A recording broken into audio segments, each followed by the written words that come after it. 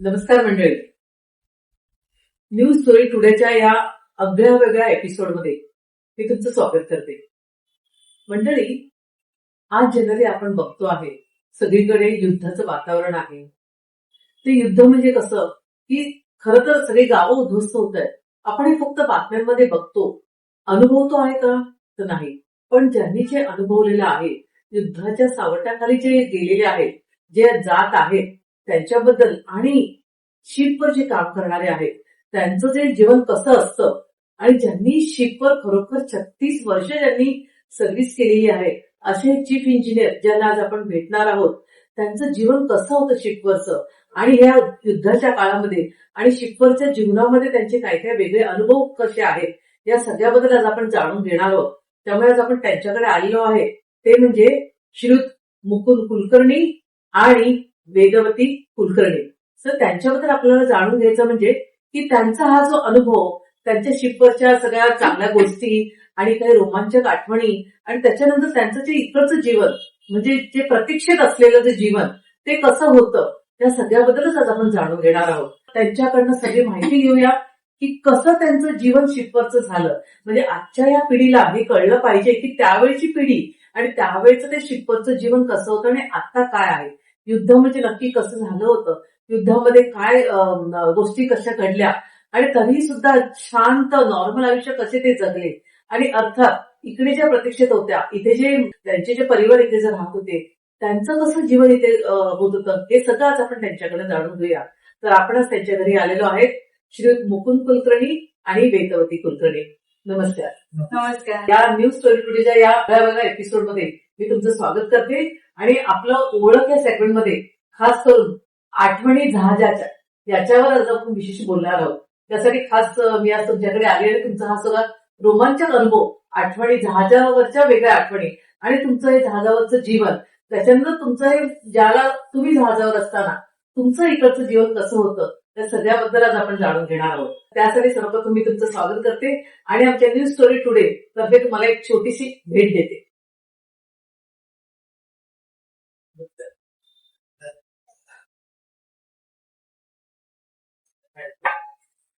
धन्यवाद. नमस्ते. तर सर, तुम्ही आज 36 वर्ष जहाजावर तुमचं चीफ इंजिनियर म्हणून तुम्ही रिटायर झाला सर. तर मग आत्ताचं हे युद्ध आणि त्यावेळेचं तुमची परिस्थिती तिकडची त्यावेळेची, तर तुम्हाला काय सांगावंसं वाटतंय? युद्ध हे कधी होता कामा नये असं या मताचं मी आहे. आणि अर्थातच बहुसंख्य कॉमन मॅन सुद्धा याच मताचा आहे. कारण युद्धामध्ये कोणाचाही विजय होत नाही, सर्वांचाच पराजय होत असतो.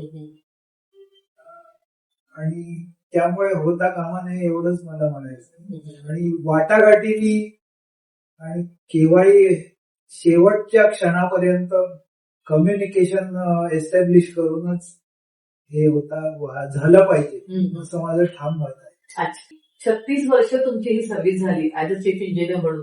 तुम्ही काही ठरवलं होतं का की तुम्हाला शिपवरच जॉब करायचा आहे, मराईन इंजिनियर मध्येच तुमचा जॉब करायचा, असं तुम्ही काही ठरवलं होतं का की त्या दृष्टीने तुमची पावलं पडत गेली का, कसं तुमचं? मी साधारण 6वी-7वीत असतानाच मला इंजिनियर व्हायचं एवढं नक्की होतं.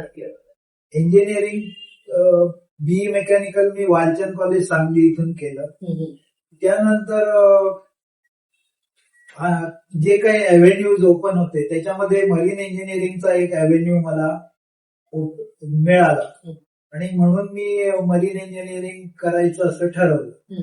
त्याप्रमाणे माझगाव डॉकमध्ये माझं 8 महिने ट्रेनिंग झालं आणि मोगल लाईन या शिपिंग कंपनीमध्ये मी माझी करिअर सुरुवात केली.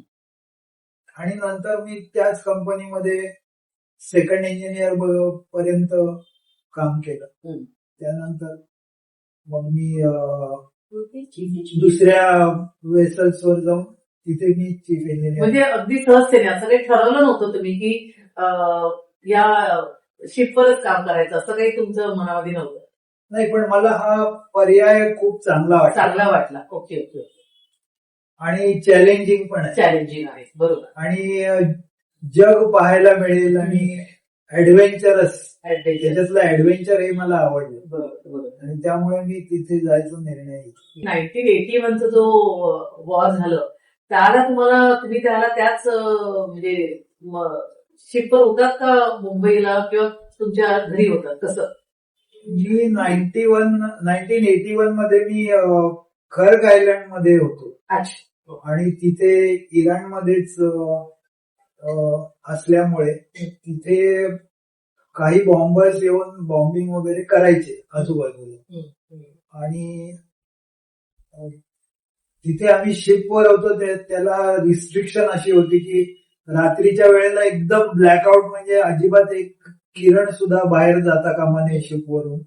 आणि आम्हाला शिपवरून खाली उतरायची सुद्धा परवानगी नव्हती, म्हणजे जवळजवळ अरेस्टेड असल्यासारखं.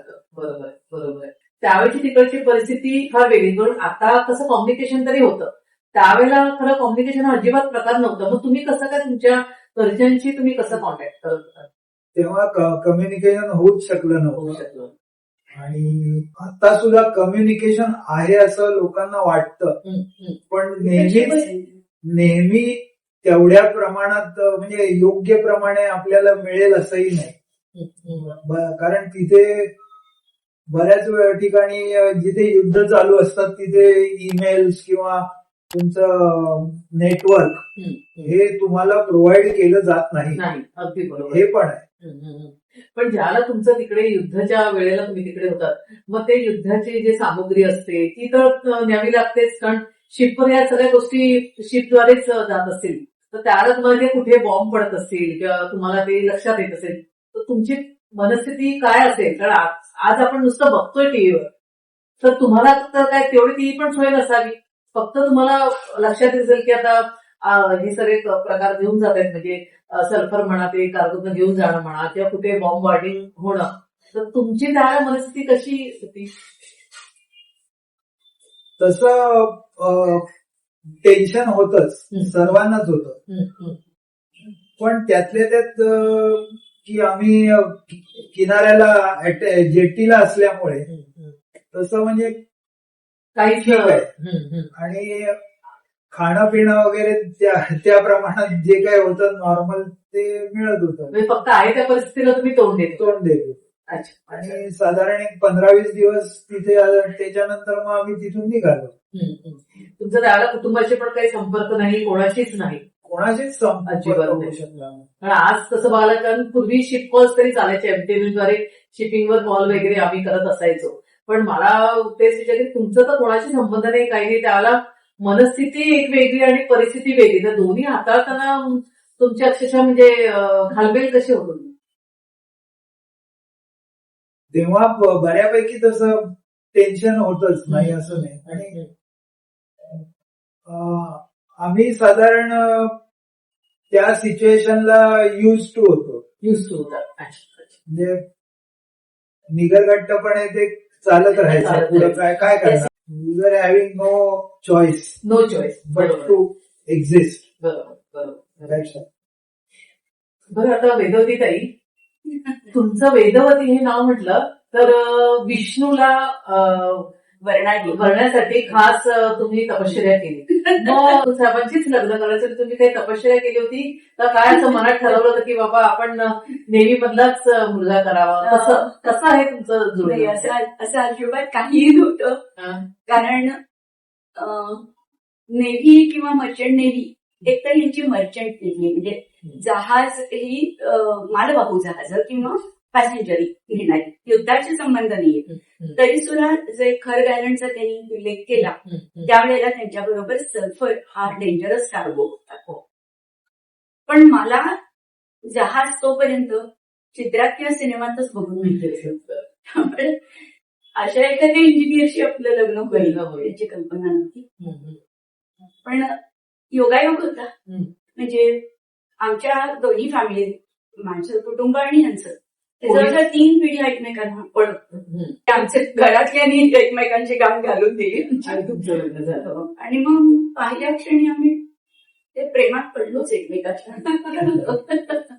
मग तुमचं जे आता एवढं सगळं जीवन, जहाजावर तुम्ही किती वर्ष होतात? म्हणजे कसं तुमचं राहणीमान होतं जहाजावरचं, आणि इथे भारतामध्ये कसं? जहाजावरती लग्न झाल्याबरोबर मी त्यांच्याबरोबर पहिल्या शिपवर गेले. ते लोकपालक म्हणून जहाज होतं. त्याच्यावर जवळजवळ 8-1 महिने आम्ही एकत्र होतो. त्यानंतर मोठ्या मुलीच्या वेळेला दिवस होते. मग हा जो खरग आयलंडचा वगैरे जो भाग तुम्ही अर्थात तो जो अनुभव म्हणाले त्या जहाजावर ते एकटे गेले. त्यावेळेला मी बाळंतीण होते, सांगलीला आई बाबांच्याकडे होते. त्या जहाजावर मी नव्हते जाऊ शकले. दुसरं जहाज होतं ते अकबर पॅसेंजर शिप होती ती. तर त्याच्यावर अंदमानचा प्रवास फार आनंदाच्या खूप ट्रिप्स झाल्या आणि तिथे जवळजवळ 9-1 महिने आम्ही एकत्र होतो. आणि तिसरी जी खूप मोठी वर्ल्ड झाली आपली तर ती जनप्रिया जहाज होतं. ती कार्गो कॅरियर होती. त्याच्यावरती जवळजवळ 11 महिने म्हणजे ऍक्च्युअली 3 खूप मोठे जलप्रवास त्यांच्याबरोबर आणि जगप्रवास. किती आनंदाचा क्षण असेल की पत्नी सोबत आणि खरं बघायचं तुमचं जहाजाचं जीवन म्हणजे अगदी म्हणतो ना मानव प्रस्थाश्रम असं अगदी असतं आणि अगदी पत्नी सोबत असते 8-9 महिने या राहिल्या असं म्हणतात. तर मग तुमचे ते आनंदाचे क्षण काय म्हणजे त्याच्याबद्दलचा काही अनुभव जर सांगितला तर फार बरं होईल. खूपच आनंदाचा होता सोहळा. कारण लहान मुलगी आमची ऋता पण त्याच्यात होती. तिचा 3रा वाढदिवस तिथे आपण तिथे केला. 3रं वर्ष लागलं तिला तिथे. 3रं लागलं तेच म्हणजे 3रा आणि वाढदिवस. पहिला पण आम्ही पहिला अकबरवर असताना केलेला. अच्छा. मग हे सगळं तिकडे शिपवर सगळं असे वाढदिवस साजरे करतात? हो. अच्छा. ते एक मोठं सेलिब्रेशन. कधीतरी काहीतरी एन्जॉयमेंटचा आणि ह्याचा प्रसंग मिळतो. आणि असं छोटं बाळ जर असेल जहाजावर तर ते सगळ्यांचं लाडकं होतं. त्यामुळे सगळे क्रू ऑफिसर्स त्याचा वाढदिवस म्हणजे जल्लोष होता त्या दिवशी. म्हणजे किती जण जहाजावर तसे राहतात जनरली? जनप्रियावर आम्ही 65 जण होतो. त्याच्यापैकी साधारण 20-22 आम्ही ऑफिसर्स पेटी ऑफिसर्स होतो. त्यांच्यासाठी आमची पार्टी वगैरे होती. मग जहाजावर असं तुम्ही काही असं आनंदाचे क्षण म्हणण्यापेक्षा असं काही एखादं कार्यक्रम करणं म्हणा किंवा असं काही तिथे होतात का? कारण जनरली आपण मुंबईमध्ये कुठे गेलो काही कार्यक्रम केले तसं जहाजावर होतात का? हो पार्टी सारखं होतं. अच्छा. म्हणजे वाढदिवस म्हणा किंवा 31 डिसेंबर तो तर असतोच. आणि आम्ही दिवाळी पण दिवाळी सुद्धा असते. अच्छा अच्छा अच्छा. आणि सणवार मग 22 जण असेल तर होतेच. क्रिसमस वेगळ्या वेळेस स्प्रेड्स वगैरे त्या दिवशी स्पेशल मेन्यू असतो. अच्छा अच्छा. बडाखाना असं म्हणतात. अच्छा अच्छा. मग जहाजावर तसं बघायला गेलं तर मग तिथे खाणं पिणं कसं असतं? म्हणजे कारण मग तुमचं जेवण म्हणा किंवा तिथे खानसामा वगैरे असतात का किंवा तुम्हाला कधी काही स्वयंपाक करायला मिळतो की नाही? कसं म्हणजे कारण जहाज म्हटलं तर नेहमी ते हलत राहतं. जसं पाणी खळखळत राहिलं की जहाजावर पण त्याचा परिणाम होत असेल. तुमचं ते जीवन कसं होतं? आणि सकाळी साधारण 6-6:30 वाजता ब्रेकफास्टला क्रू येतो. म्हणजे ते स्वयंपाक करतात तिथे क्रू असतो? हो. अच्छा अच्छा. मला वाटलं की तुम्हाला असं काही कधी मिळालं की नाही? त्यांच्याकडे पण रँक्स असतात. Chief cook, second cook, third cook. त्यांच्या हाताखाली काम करणारी लोक. मोठा गॅलीचा एक सारा गॅली म्हणजे स्वयंपाकघर त्यांचं. त्याच्यामध्ये आपली टेबल टेनिसचे टेबल्स असतात ना तशा मोठ्या प्रचंड आकाराच्या हॉट प्लेट्स असतात. विजेवरच सगळं अन्न शिजवलं जातं म्हणजे त्या शेगड्यांच्या वरती. आणि सपाट तळ असलेली अवाढव्य पातेली. कारण एवढ्या सगळ्यांसाठी 4 वेळचं जेवण, ब्रेकफास्ट, लंच, संध्याकाळचा नाश्ता आणि डिनर हे सगळं बनतं. आणि इंटरनॅशनल खाना रोज छापून मेनू येतो की आज काय असणार आहे. आणि सणावाराप्रमाणे त्या त्या पद्धतीचा मेनू केला जातो. आणि तो मग तिथून पॅन्ट्रीमध्ये आणला जातो म्हणजे अन्न वाढण्यासाठी आणलं जातं. आणि मग त्या मेसमध्ये सर्व केलं जातं. पण कॅप्टन आणि चीफ इंजिनिअरिंगच्यासाठी जनप्रियावर सेपरेट गॅली आणि पॅन्ट्री होती. आणि मग मी कधी कधी करायची स्वयंपाक. तेच म्हणून विचारलं की कारण शेवटी बाई ही स्वयंपाक केल्याशिवाय राहू शकत नाही. त्यामुळे तुम्ही कधी त्याचा म्हणजे आनंद हो, घेतला का? अगदी अगदी अगदी. काही वेळेला असं वाटतं की अरे वा छानपैकी आयता खायला मिळतंय ना, चला एन्जॉय करा. पण काही वेळेला असं होतं की अरे आपणही करावं. तर असं बऱ्याच वेळेला ती चव येत नाही आपली जी हा, असते हा, टेस्ट असते त्याप्रमाणे येत नाही. त्यामुळे हा. तुम्ही आपापलं काहीतरी करावं असं वाटतं आणि करता. अच्छा अच्छा. हो मला वाटतं मगाशी आपण बोलत असताना तुम्ही म्हणाल काही बेसनचे लाडू आणि हे सगळं तुम्ही तिकडे मी नंतर ज्या वेळेला आम्ही हॉलंडमध्ये होतो हा. त्यांच्या शिपवर मी मुलींना घेऊन गेले हा, होते. हा. त्यावेळेला ती दिवाळी आम्ही तिथे साजरी केली. हम्म. त्या शिपवर मी बेसनचे लाडू केले होते. अच्छा. आणि त्यावेळेला शेनिन्श म्हणून यांचं लॅटवियन ज्युनियर ऑफिसर्स होते. हम्म. तर तो म्हणाला अरे हे मस्त आहे म्हणाला हम्म. आणि माझी बायको पण हे बनवते हा आणि त्याला पेपर खूप निघला असं म्हणत. अच्छा.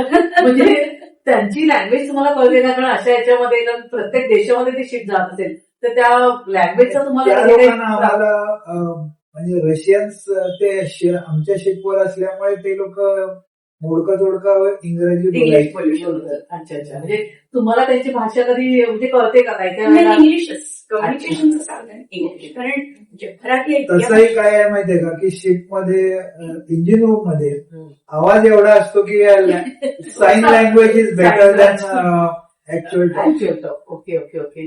पण मग आता हे जरी झालं तरी काही वेळेला असे कधी प्रसंग येत असतील ना की कोणी आजारी पडत असेल किंवा काय मग तसं शिपवर त्यावेळेला काय होतं म्हणजे ते कसं डॉक्टर्स अवेलेबल होतं? शिप कॅप्टन हा 15 दिवसाचा त्याला मेडिकेअर म्हणून एक कोर्स आहे. हम्म. तर तो केलेला असतो.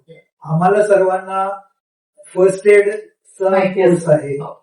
आणि त्यामुळे ते आणि प्रत्येक शिपवर चढायच्या अगोदर मेडिकल टेस्ट चेकअप सगळा चेकअप टेस्ट असते. होते. पण काय होतं आणि generally- इमर्जन्सी पण येऊ शकते कधी कधी. हम्म. म्हणजे माझाच अनुभव मी सांगते की लग्न झाल्यानंतर जेव्हा आम्ही पहिल्या जहाजावर गेलो हम्म. काही महिन्यानंतर मला अचानक खूप ब्लिडिंग सुरू झालं. अच्छा.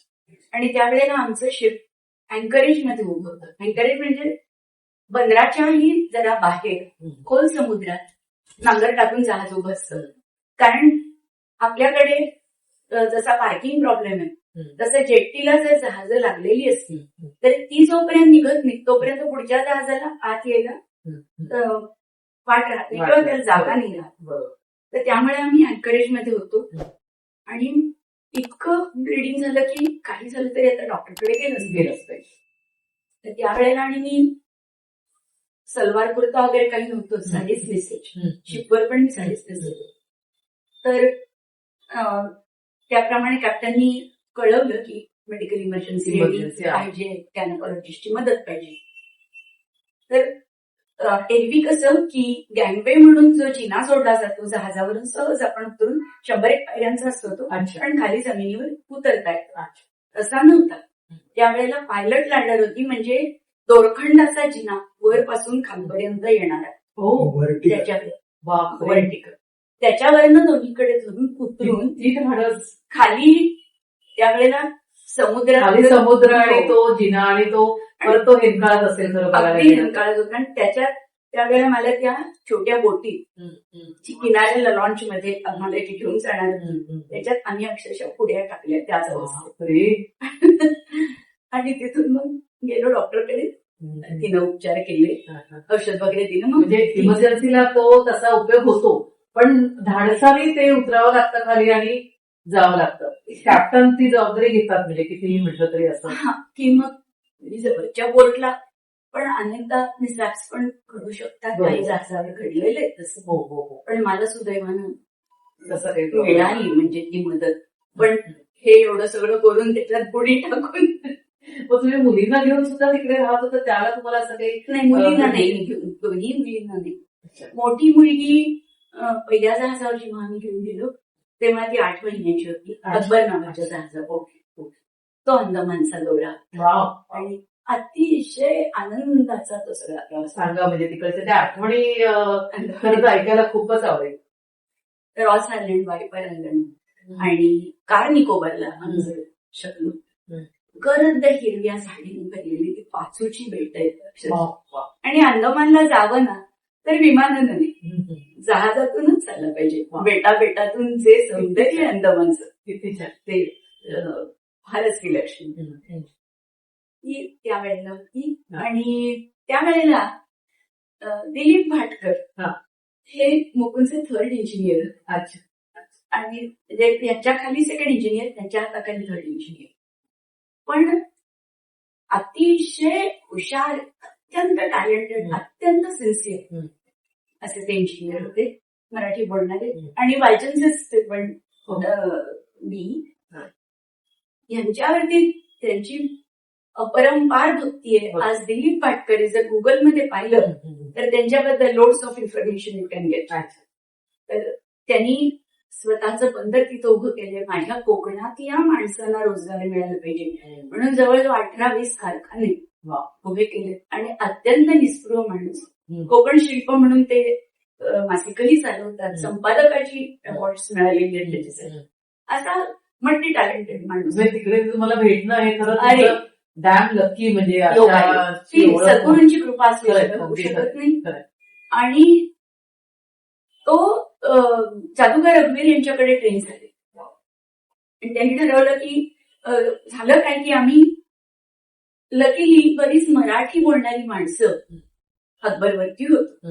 आम्ही जेव्हा पोर्ट ब्लेअरला पोहोचलो त्यावेळेला तिथं मला वाटतं सेल्युलर जेलच्या जवळच एका घरामध्ये तिथल्या महाराष्ट्र मंडळाची मीटिंग सुरू होती. आणि आमचं सगळं जोरजोरात मराठी बोलणं ऐकून ते लोक बाहेर आले. आणि त्यावेळेला हर्षे म्हणून जेलर, सेल्युलर जेलचे जेलर, की ज्यांनी बाईबाबाकडून चार्ज घेतला सेल्युलर जेलचा नंतर स्वातंत्र्य मिळाल्यानंतरची गोष्ट ते होते. तर मग अरे कोण तुम्ही काय, तर जहाजावरची. मग म्हणे स्वागत केलं त्यांनी, आम्ही महाराष्ट्र मंडळात केलं. आणि त्याच वर्षी अंदमान सरकारला मोगलांनी ती शिप विकली होती, अंदमान सरकारला दिली होती. त्यामुळे तो खूप मोठा सोहळा अंदमानमध्ये झाला.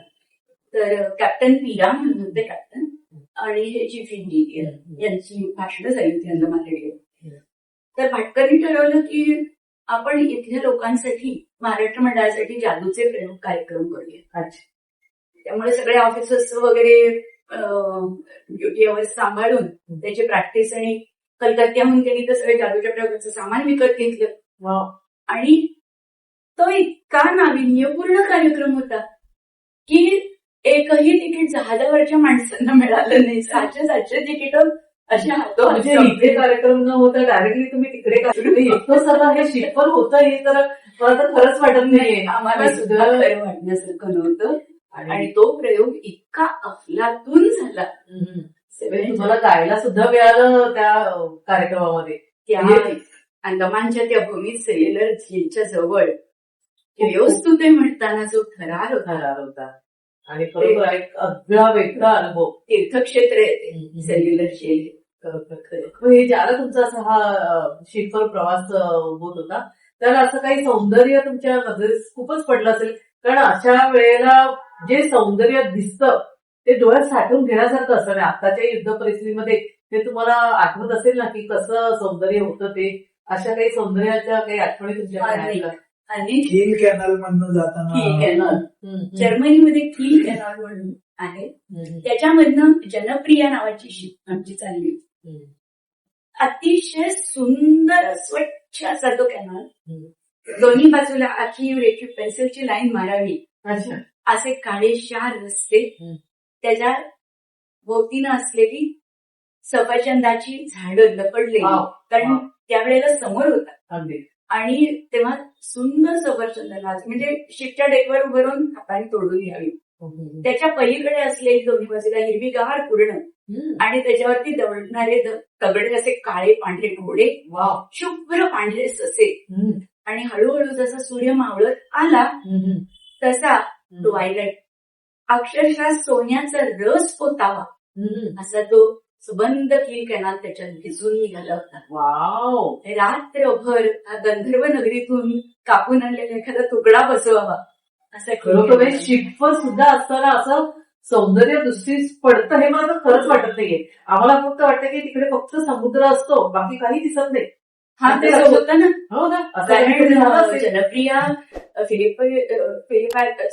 फिलिपाईन आयलंड सोडल्यानंतर आम्ही 26व्या दिवशी अमेरिकेचा किनारा जेव्हा लागला तेव्हा 26व्या दिवशी परत जमीन आली.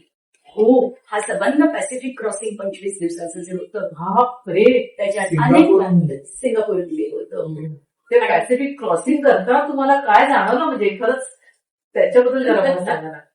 तेव्हा आमच्या समोर जवळजवळ 700-800 किलोमीटरवर एक वादळ हे होतं. जसजसे आम्ही पुढे जात होतो ते आमच्या बरोबर तेवढं डिस्टन्स ठेवून होतं, तरी पण समुद्र तसा खवळलेलाच होता. आणि त्याच्या मागोमाग आम्ही जात गेलो.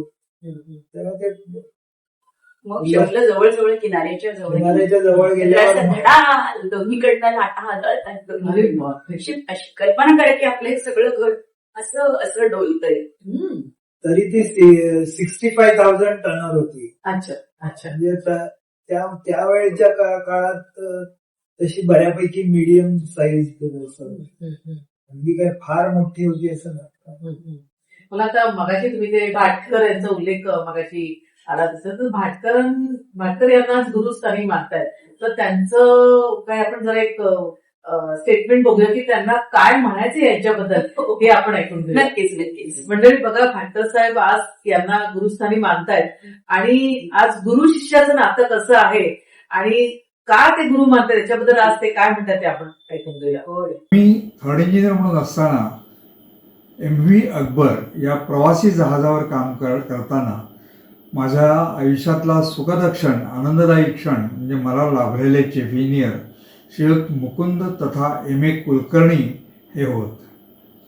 त्यांच्याकडनं एवढं काही शिकता आलं की आपण कॉलेजमध्ये काय शिकलो, प्रशिक्षण कालावधीमध्ये काय शिकलो आणि प्रत्यक्षात जहाजावर, इंजिनांवर आणि पंप्स, व्हाल्व्स इत्यादी ठिकाणी काम करताना आपण काय करतो आणि काय करायला हवं हे सुंदर उदाहरणं आणि प्रॅक्टिकल्स कुलकर्णी साहेबांनी आम्हाला घालून दिली. अकबरसारखं किंवा इतर मोठ्या जहाजांची इंजिनं, अशा मोठ्या इंजिनची देखभाल, निर्मिती आणि काय करायला हवं, काय तिथं डिफेक्ट्स आणि फॉल्ट्स कुठे आहेत, ते फॉल्ट्स कुठे शोधायचे, हे सगळं थिअरी आणि प्रॅक्टिकलचं जम बसवण्याचं काम, जुळणी घेण्याचं काम आणि एकत्रित शिक्षण अनुभवण्याचं काम कुलकर्णी सरांनी आम्हाला तिथं सगळे धडे घालून दिले. हे आमचं सुदैव होतं. कुलकर्णी सरांबरोबर काम करत असताना इंजिनची प्रत्येक रेकॉर्ड्स, त्याचे निर्णय क्लिअरन्सेस कसे असायला हवेत, हे सगळे बारकावे कुलकर्णी साहेबांनी आम्हाला समजून दिले, शिकवले आणि आमच्याकडनं करून घेतले. सरांच्या सहकार्यांमुळे आज इतर जहाजांवर काम करताना मी स्वतःच सेकंड इंजिनियर झालो, स्वतः चीफ इंजिनियर म्हणून अनेक जहाजांवर यशस्वीपणे काम केलं. पण ह्या सगळ्या कारकिर्दीमध्ये कुलकर्णी साहेबांनी घालून दिलेले धडे गुरुवर्य म्हणून ते माझ्या स्मरणात नेहमीच राहतील आणि माझ्या नेहमीच कामामध्ये मला सहाय्यभूत ठरलेले आहेत. आज जयगड खाडीमध्ये आमचा स्वतःचा बंदर प्रकल्प आहे. मरीन सिंडिकेटच्या बंदर प्रकल्पाची धुरा वाहत असताना जहाज दुरुस्ती, जहाज तोडणी आणि माल वाहतुकी ह्या सगळ्याच प्रक्रियांमध्ये कुलकर्णी साहेबांनी घालून दिलेले धडे मी आजही अनुसरतो आहोत. तंतोतंत त्यांच्या धड्यांचं पालन करतो आहोत आणि म्हणून मरीन सिंडिकेटचं नेतृत्व करताना आज मी यशस्वी ठरलो आहे हे सांगायला देखील मला आज आनंद होईल. कुलकर्णी साहेबांनी घालून दिलेले धडे आणि वेदवती वहिनींनी दिलेली जवळीक, आत्मीयता, स्नेहभाव हा कायम स्मरणात आणि आयुष्यभर संजीवनी देणारा आहे एवढं नक्कीच. खूप छान वाटतं आणि इतकं तुमचं वर्णन केलेलं आहे, तर त्याच्यावर मला असं वाटतं की आज शिपवरचं तुमचं जे जीवन होतं आणि तुम्ही इथे घरी काही वेळेला कॉन्टॅक्ट होत नाही. आता आज मोबाईल आहे तरी सुद्धा कॉन्टॅक्ट होत नाही. मग तुमचं जे रोजचं जीवन आणि यांचा कधी कॉन्टॅक्ट नाही झाला असं कधी काही घडलेलं आहे का? कसं म्हणजे कसं ती वेळ कशी होती? ती फार भयंकर होती. म्हणजे जो मगाशी खर आयलंडचा यांनी उल्लेख केला त्यावेळेला मी मोठ्या मुलीच्या वेळेला बाळंतीण होते.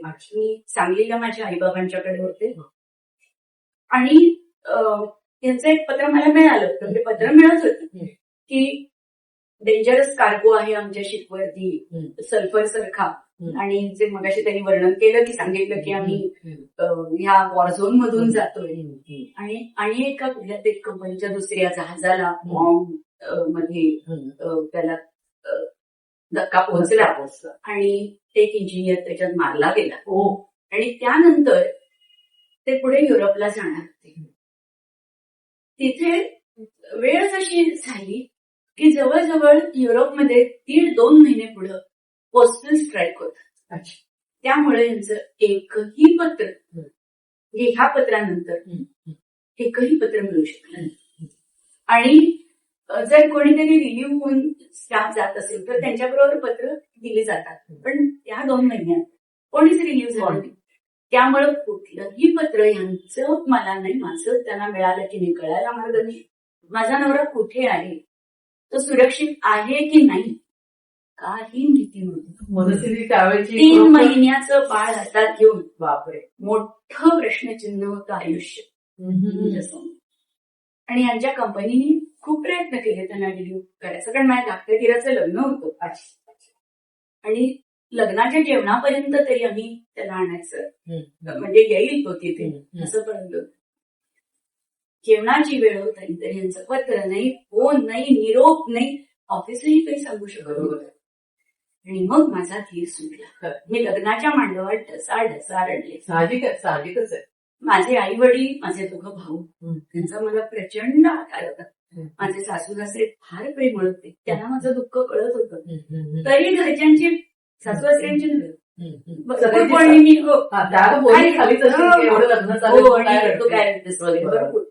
पण मी काय अवस्थेतून जात होते हे कुणाला माहिती. बरोबर.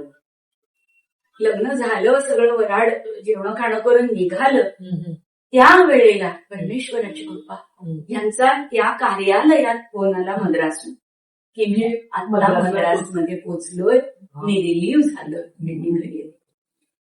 मेलेल्या माणसाला संजीवनी मिळावी तसं अशी मी जिवंत झाले.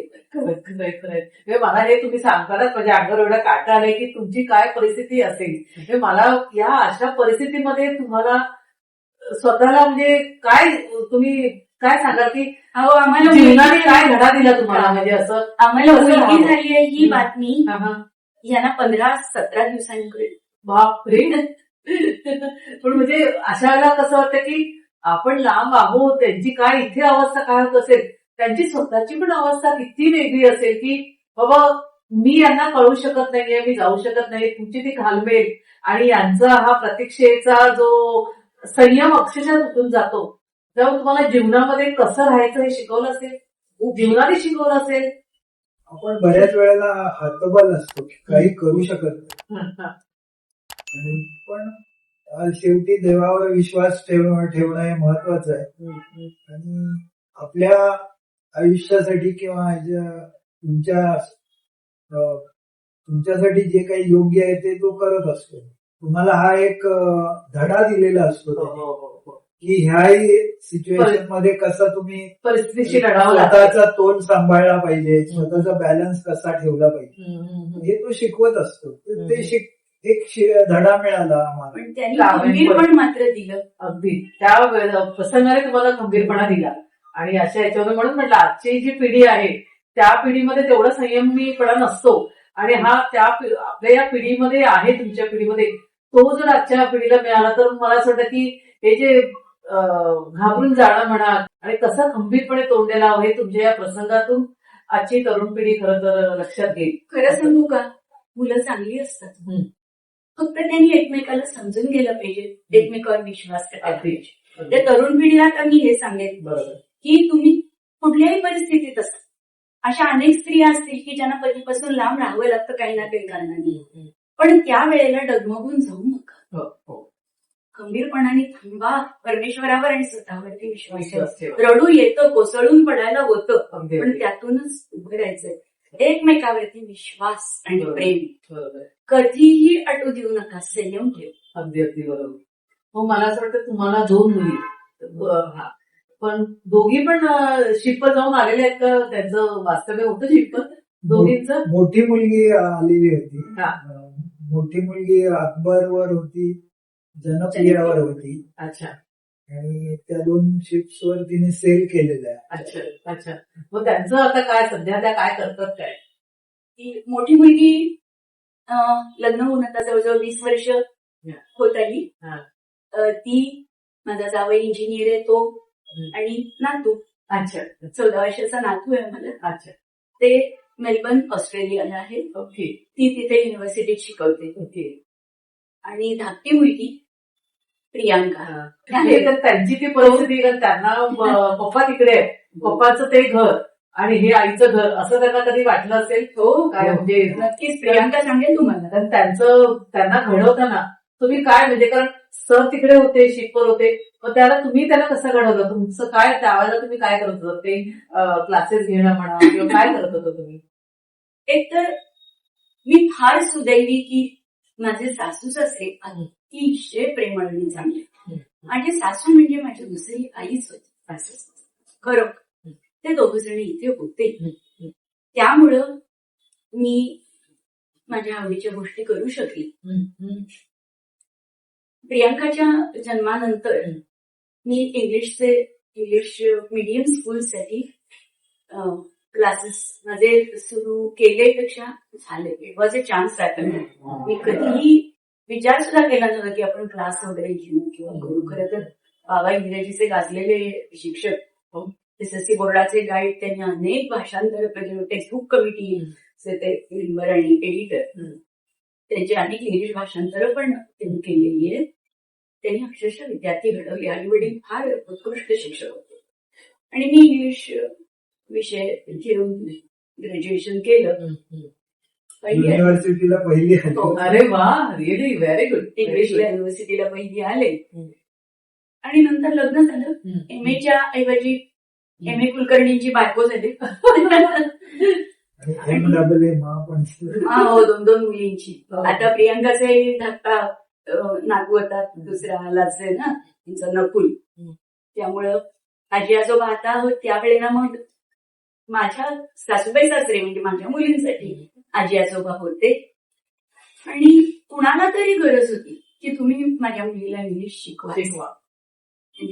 म्हणजे याच्याद्वारे तुम्ही ट्युशन्स पण क्लासेसच सुरू केले. त्यामुळे आधी 10वी मग 9वी मग 8वी. म्हणजे आता मला असं वाटतं असं म्हणायला हवं की तुम्हाला 2 मुली आहेत आणि ही बाकीची तुमची मुलं आहेत. अहो माझ्या मुली म्हणतात ना आई बाबांना 2 मुली आहेत पण आईला खूप मुलं आहेत.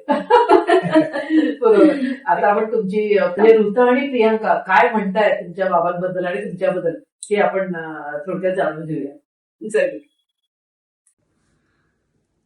पप्पा मरीन इंजिनियर असल्यामुळे ते बरेच महिने शिपवर असायचे आणि मग सुट्टीवरती यायचे. त्यामुळे पप्पा नसताना एक कॉन्स्टंट नेहमी आम्हाला जाणवायचा तो म्हणजे आईचा प्रेझेन्स आणि the way she handheld things. आमच्या घरी आजी आजोबा पण आमच्याच बरोबर राहायचे त्यामुळे एक ते पूर्ण कुटुंब होतं. आजी आजोबांचा आणि आईचा रॅपो पण फार छान होता त्यामुळे नेहमी आनंदी वातावरण असायचं. याचबरोबर येणारे जाणारे लोक असायचे घरी. त्यांचं निरपेक्षपणे आईनी करताना आम्ही लहानपणापासून बघितलं. इन ॲडिशन टू दॅट बाहेरची कामं अगदी म्हणजे फायनान्स बँकिंग पासण्याची कामं ते इलेक्ट्रिशियन प्लंबिंगची कामं हे सुद्धा सिंगल हँडेडली आईला करावी लागली. आणि हे सगळं होत असताना आम्हीही हळूहळू ते बघून बघून तयार होत होतो. त्यामुळे आता जगाच्या वाटेवर कुठेही जाऊन राहिलं तरी सुद्धा एखादी सिच्युएशन समजा आली तर ती कशी बाबा हँडल करावी याचा एक साधारण अंदाज आम्हाला लहानपणापासून आला असं म्हणायला हरकत नाही. पप्पा इतक्या लांब असायचे कधी कधी की इंटरनेट नसायचं त्यामुळे प्रत्येक phone call which use to be very expensive of course satellite फोनच्या थ्रू वगैरे असायचं. आणि दर फोन कॉलमध्ये जर विचारलं की पप्पा तिथे किती वाजलेत तर पप्पांना इतकं हसायला यायचं म्हणजे मी लाखो मैल लांब आहे आणि तुम्हाला किती वाजलेत हे माहिती पाहिजे असायचं. पण त्यांना वेगळीच माहिती हवी असायची की how we are doing, not just in terms of अभ्यास म्हणा किंवा स्पोर्ट्स म्हणा किंवा गाणं म्हणा, पण ते गेज करत असायचे की इमोशनली कसे आहेत सगळे. आणि हे आता आम्ही स्वतः पेरेंट झाल्यावरती हे समजतं. म्हणजे पालक स्वतः मी माझी बहीण स्वतः आता मुलं वाढवताना हे जास्ती जाणवतं आम्हाला की किती ट्रिकी सिच्युएशन होती ती. पण आय थिंक आई पप्पा दोघांनीही जस्ट फॅन्टॅस्टिकली ते हँडल केलं. आणि आता ते दोघं फ्री आहेत आणि एकत्र आहेत तर मी आणि माझी बहीण we have moved out. I guess that is the circle of life. Okay, मी खूप लहान होते जेव्हा मला साधारण एक 3-4 वर्षाची वगैरे, तेव्हा मला समजायला लागलं की हा, आपले पप्पा शिपवरती जातात. मला असं एकदम इझिली वाटायचं की हा, हे माझं घर आहे, किंवा इथे मी, आई, माझी बहीण, आजी आजोबा वगैरे, हे आमचं घर आहे आणि शिप म्हणजे पप्पांचं घर आहे. आणि मी खूप वेळेला असं म्हणायचे की ए आई, पप्पांच्या घरी असं नसतं ना, हे आपल्या घरी असं असतं. तर अशा खूप गमती आहेत लहानपणीच्या. मला हेच त्यांच्याबद्दल हेच एक खूप अशी गोष्ट वाटते की ते कठीण लाईफ आहे. स्पेशली जो माणूस शिपवरती जातो, आपल्याला इथली लोक दिसतात की अरे हा माणूस नाहीये, त्याच्या गैरहजेरीत किंवा ते नाही आहेत तेव्हा इथे काय काय गोष्टी घडतात आणि कसं आपल्याला सगळं फेस करावं लागतं. पण ते तिकडे एकटे राहून काय फेस करतात हे बघायला कोणीच नसतं, किंवा हे त्यांच्याशी एम्पथाइज करायला कोणीच नसतं.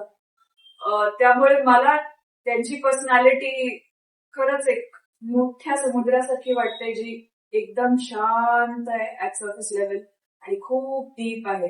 आणि आय थिंक त्यांचा जो ऍटिट्यूड आहे, त्यांच्या ओव्हरऑल काही काम करत असू देत किंवा काहीही करत असू देत, एकदम मस्त हॅपी गो लकी असा ऍटिट्यूड आहे. आणि त्यामुळे म्हणूनच आय थिंक ते सस्टेन करू शकले एवढं मोठं करिअर मर्चंट नेव्ही मधलं, जिथे ते कधी 4 on 4 off, म्हणजे 4 months शिपवरती, 4 months घरी, आणि काही ॲक्वेटिक लाईफ आणि काही टेरेस्ट्रियल लाईफ असं ते जगले. आय थिंक त्याचं एक की कारण असावं त्यांचा हा एकदम मस्त ॲटिट्यूड आणि very very good sense of humour.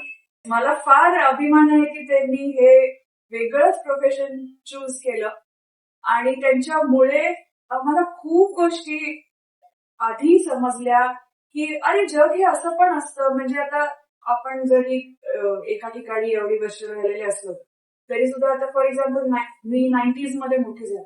90s मध्ये खूप मुलांना माहिती नसायचं की दुसऱ्या देशात जाणं म्हणजे काय असतं, किंवा आणि ह्याचं काय खूप मोठं असं कोणी प्रोपगॅन्डा किंवा असं की काय त्यात खूप मोठी गोष्ट असं नाही. इट वॉज व्हेरी कॅज्युअल की हा गेले, ओके आज जपानला गेले, उद्या सिंगापूरमध्ये, परवा UK मध्ये, ठीक आहे, ओके जर्मनीहून त्यांनी हे आणलं, ठीक आहे. याच्यात काही अशी खूप मोठी गोष्ट नव्हती, पण हे जे एक्सपोजर होतं ते त्यांच्यामुळे मिळालं. So I am very thankful. वेदवतीची आणि माझी मैत्री खूप जुनी, अगदी घट्ट मैत्री. आणि आम्ही खूप तिच्याकडून पुष्कळ जहाजावरचे अनुभव ऐकायला मिळाले, कारण तिचे मिस्टर जहाजावर असायचे मर्चंट नेव्हीमध्ये असल्यामुळे.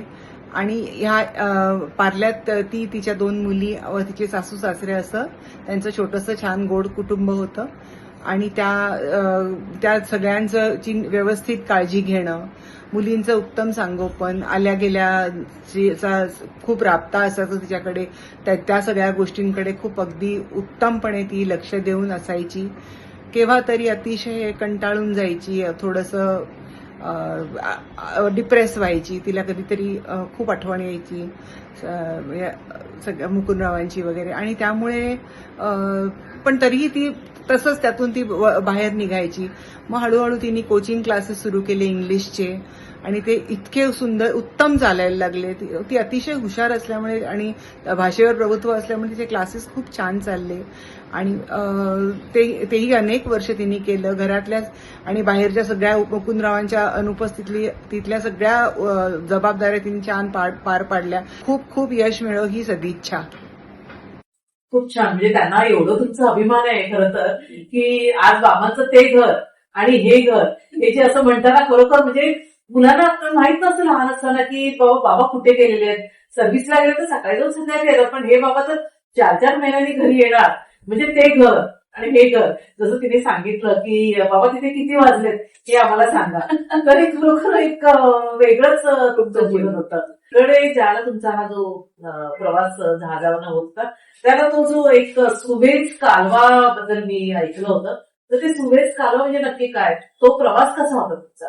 कारण सुवेझ कालवामधून जाणं होत असतं. आता त्यावेळेस आणि आता तुम्हाला ते आठवताना काय वाटतं? सुएझ कालवा खूप चांगला रस्ता आहे की जो तुम्हाला आफ्रिकेला वळसा घालून जे तुम्हाला युरोपमध्ये एरवी जायला लागतं त्याच्याऐवजी तुम्ही इथून अरेबियन सी मधनं रेड सी मध्ये येता, रेड सी मधनं मेडिटेरेनियनला येता, तिथून जिब्राल्टर मधून तुम्ही नॉर्थला गेलात की तुम्हाला युरोप शॉर्टकट म्हणजे शॉर्टकट. शॉर्टकट आणि तो तुम्हाला खूप मोठ्या वळशापासनं वाचवतो. अच्छा अच्छा. आणि म्हणजे मग तेवढे दिवस पण हे तुमचे कमी होतात अगदी. खरंय खरंय.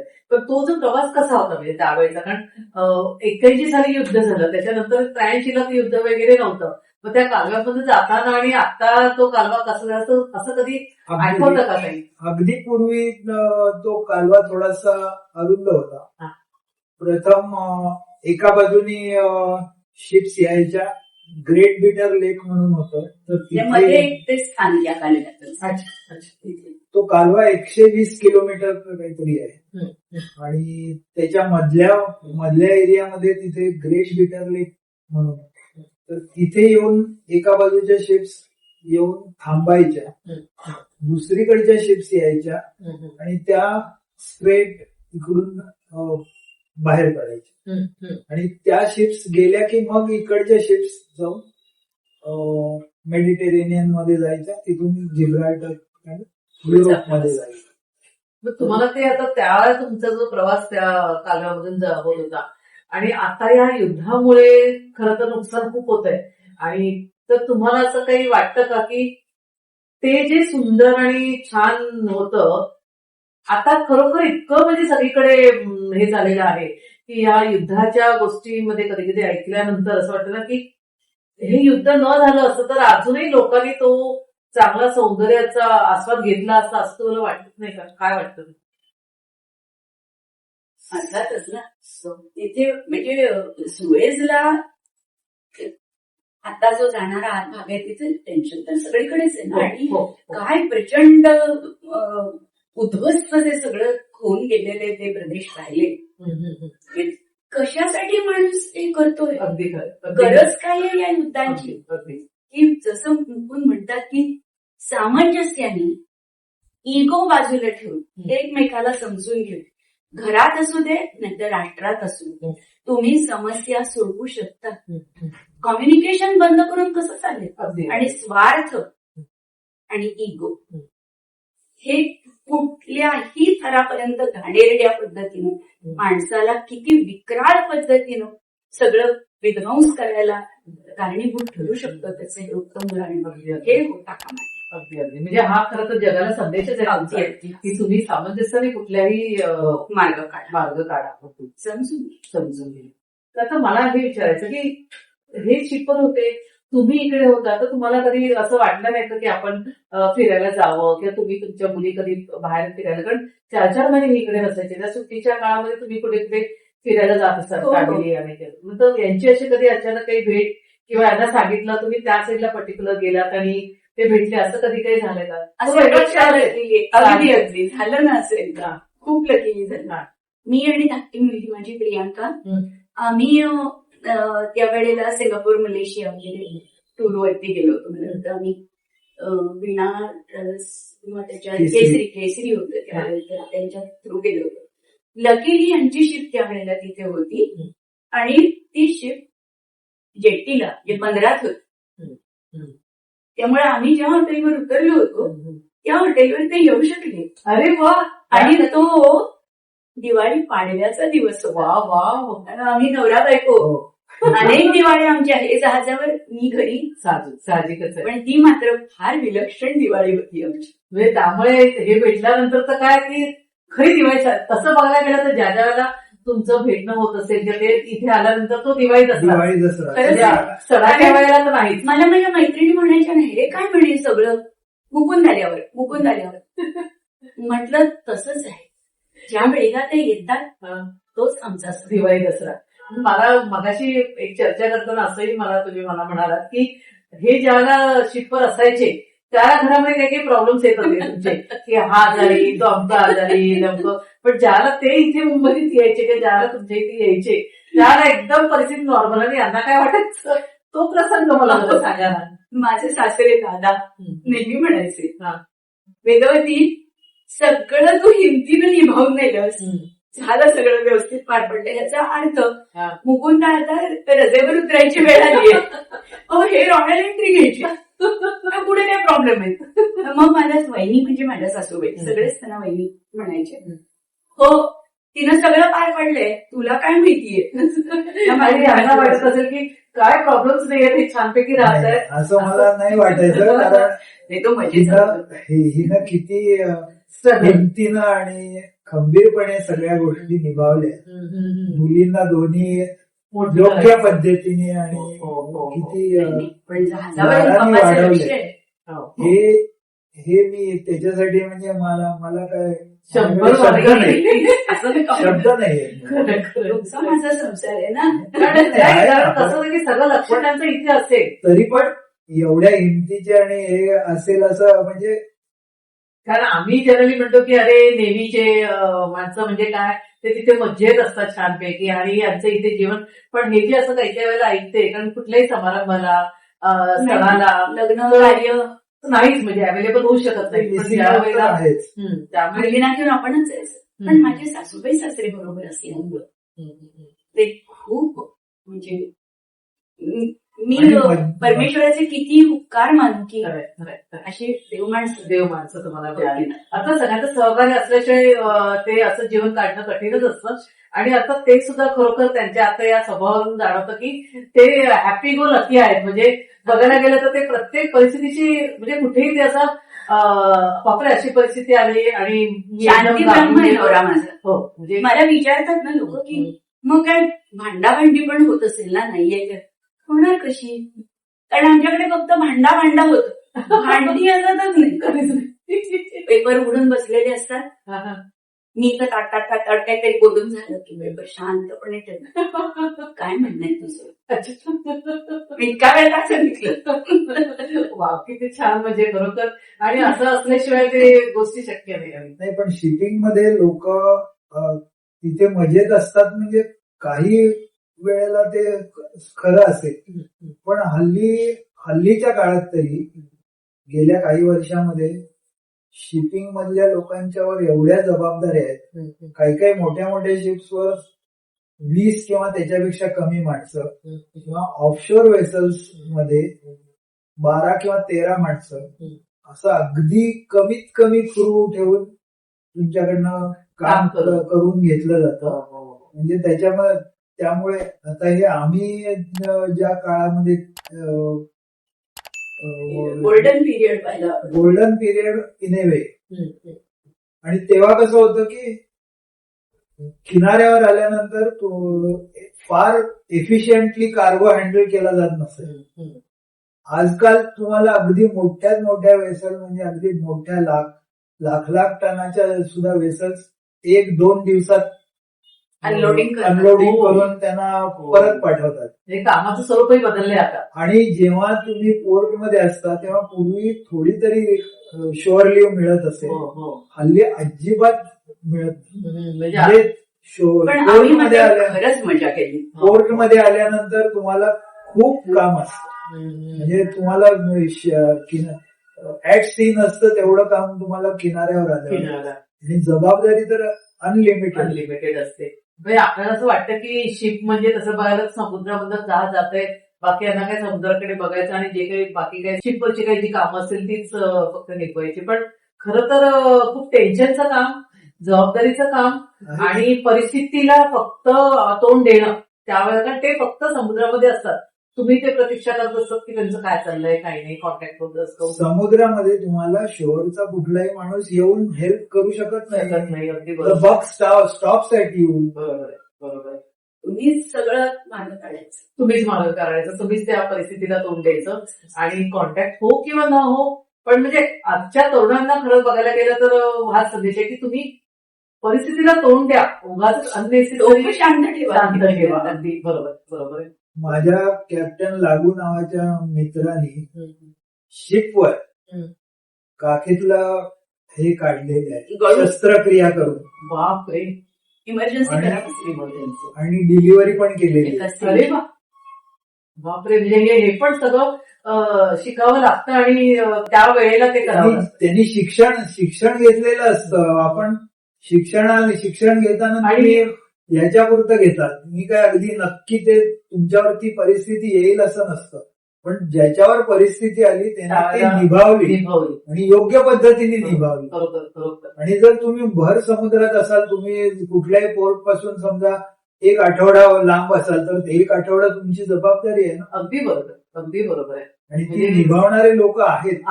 कुठल्या परिस्थितीला कधी कसं तोंड द्यावं नाही द्यावं आणखीन लागेल. एक महत्वाची गोष्ट म्हणजे जेव्हा शिपवर फायर किंवा असं काहीतरी होतं किंवा शिपला जेव्हा भूक पडतं आणि तुमची शिप पाणी घ्यायला लागते, आत यायला लागतं जहाजात त्या पाणी. वेळेला तुम्ही ऍक्ट करून तुम्ही कसे व्यवस्थित त्या सिच्युएशन मध्ये जाता हे महत्वाचं आहे. आणि हे तुम्हालाच करायला लागतं. अगदी खरं. कुणीही बाहेरचा माणूस जनरली येऊ शकत नाही. तुम्ही अगदी किनाऱ्याच्या जवळ असाल तर गोष्ट वेगळी. अगदी बरोबर. मध्य पण समुद्रात मध्य समुद्रात तुम्हाला कोणी काहीच करू शकत नाही. त्याच्यावरून मला आठवलं की तो जो पिक्चर होता तो तुम्ही बघितला, टायटॅनिक ना, टायटॅनिक. यांनी सांगितलं मी कुठलंही नंतर बघितलं. नंतर बघितलं. जहाज बुडताना मला आवडत नाही बघायला म्हणे.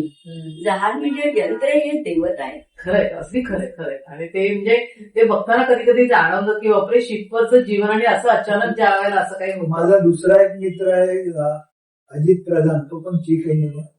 तर त्यांच्या शिपला दुसऱ्या एका आईस ब्रेकरनी जिब्राल्टर जवळ एक धडक दिली होती आणि त्याची शिप बुडाली. आणि त्या लोकांना ती खरं जी किनाऱ्याच्या जवळ होते, दे वर अबाउट 1.5 किलोमीटर्स असो अवे. पण डिसेंबरचा महिना होता आणि जवळजवळ 5-6 डिग्री असेल समुद्राचं टेम्परेचर. बापरे, हा. एवढं असतं. तर ते लोक किनाऱ्याला तिथं ह्याच्यात पडले समुद्रात आणि हा पोहत जाऊन त्या किनाऱ्यापर्यंत गेला. आणि पण नंतर सगळ्यांचे जवळजवळ नर्वस ब्रेकडाऊन झालेले होते शिपवर. एक जण त्याच्यातला एक कॅडेट होता, तो दुर्दैवाने त्याच्यात वाचू शकला नाही. वाचू शकले नाही. ओके. नाही, पण अशा वेळेला त्यांनी जे धैर्य दाखवलं आणि किनाऱ्यावर जाऊन जी मदत सगळ्यांना केली, ते खरोखर म्हणजे त्याच्यामुळे कधी कधी वाटतं की हे टायटॅनिक म्हणजे दाखवतात ते असं होऊ शकतं. त्यामुळे ते बघताना तर अक्षरशः म्हणजे नको वाटतं ते बघताना खरं तर.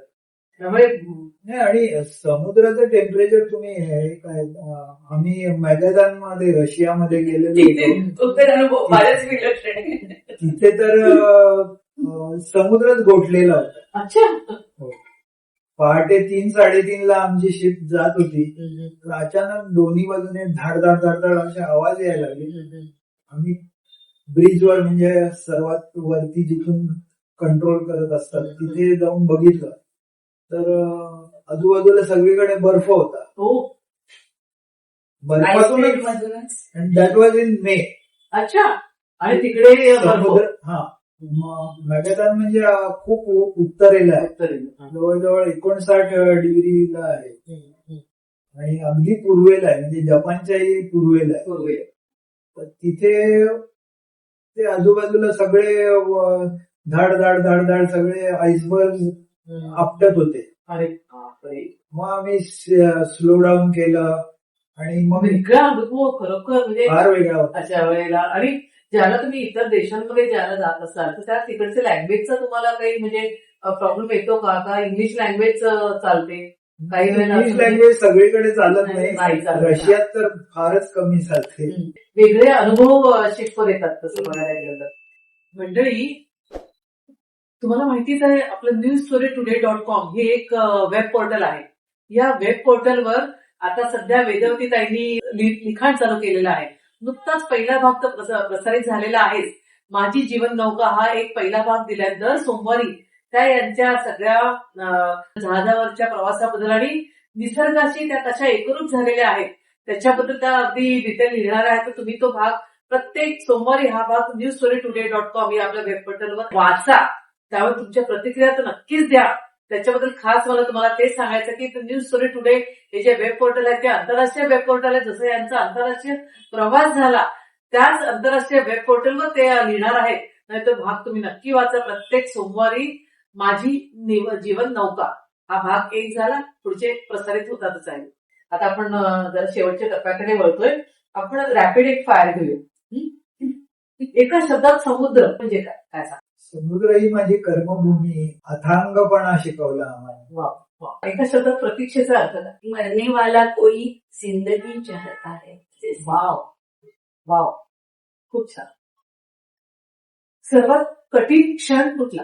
म्हणजे दुःखाचं कुठलाही कठीण क्षण तो सुखाचाही असू शकतो, दुःखाचाही असू शकतो. तुमचा दुःखाचा कठीण क्षण नक्कीच, पण तो असा कुठला तुम्हाला काय सांगायचं?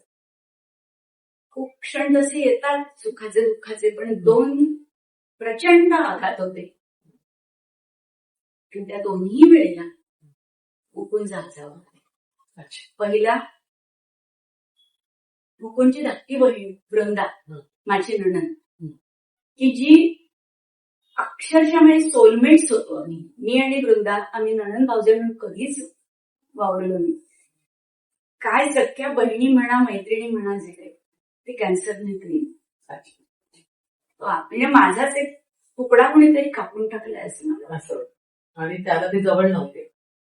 नंतर आणि माझी आई, बाबा गेले अचानक, आणि 4 महिन्याच्या अचानक माझी आई गेली. त्यावेळेला आपण जिवंत कशा आहोत असं मला वाटत होतं. त्याही वेळेला 1 महिन्यानंतर ज्यांच्या खांद्यावर मान टाकून रडायचं त्यांच्यासाठी मला 1 महिना वाढतो. हा कठीण क्षण झालाच. मग आनंदाचा सगळ्यात आनंदाचा क्षण कुठला? एखादं काय सांग?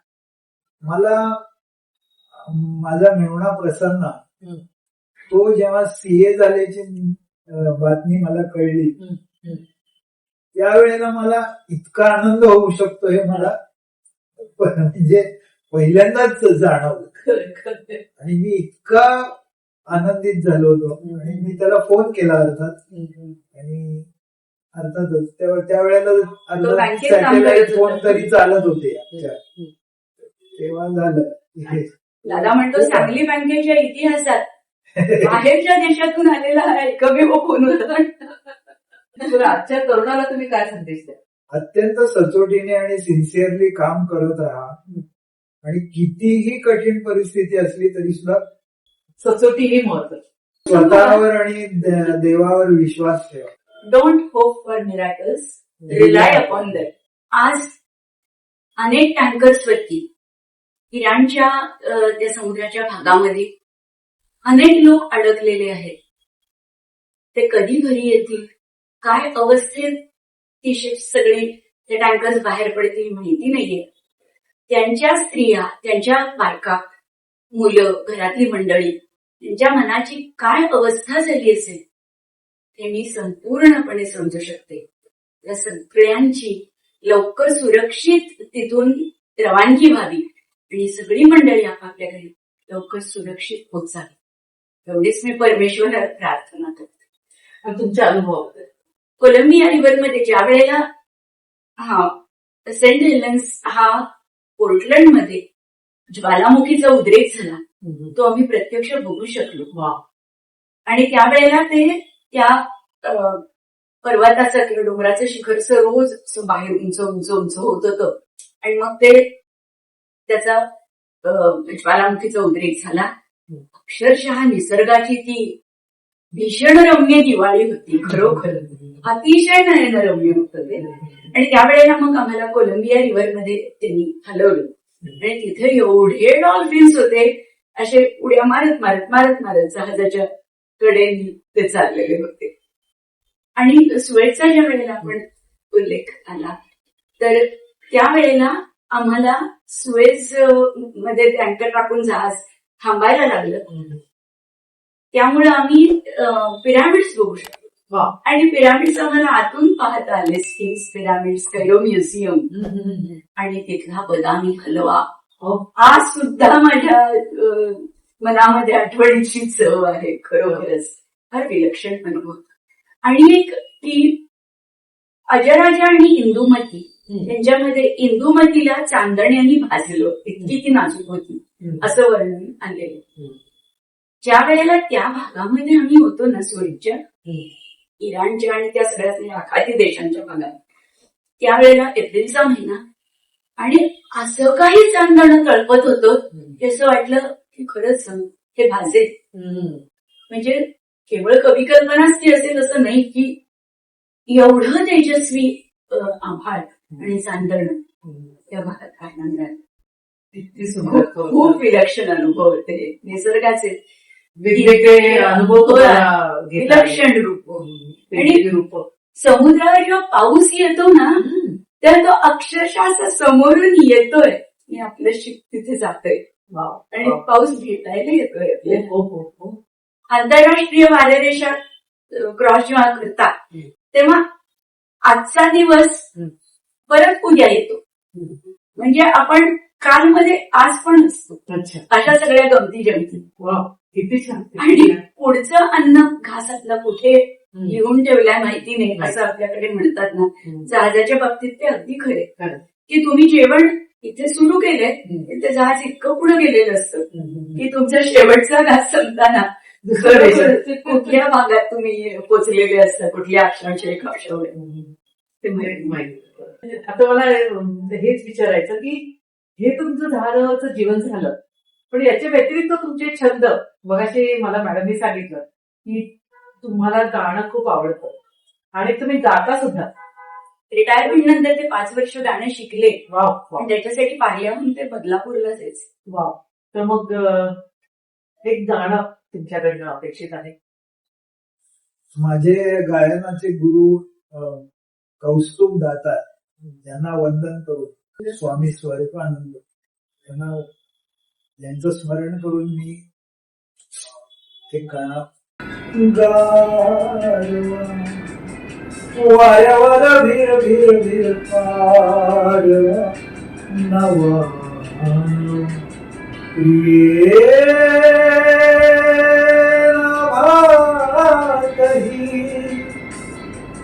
चांदवा नवा नवा गाडवा गवतात गाणे झुलते कधीचे, गवतात गाणे झुलते कधीचे, हिरवे किनारे हिरव्या नदीचे, हिरवे किनारे हिरव्या नदीचे, पाण्यावर सर सर सर काज नवा